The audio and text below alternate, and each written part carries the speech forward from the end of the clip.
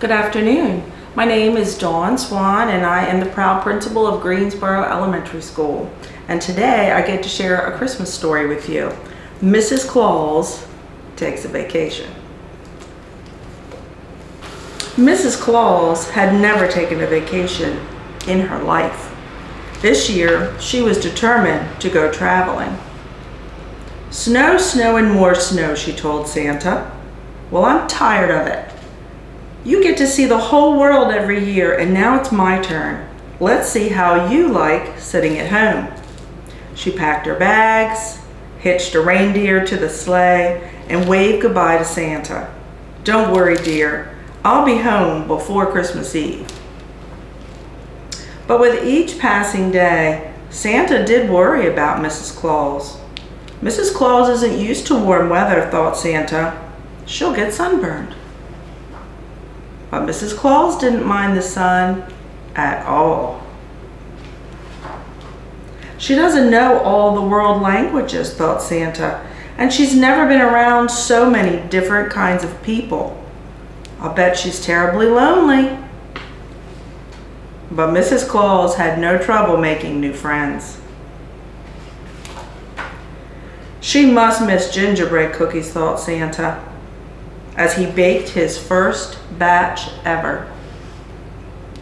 But Mrs. Claus didn't miss gingerbread cookies at all. Well, maybe just a little bit. And I'll bet she wishes she were here to help with Christmas preparations, thought Santa, as he put up decorations all around the house. Mrs. Claus didn't give the house a passing thought, but she did wish Santa could have been with her on her trip.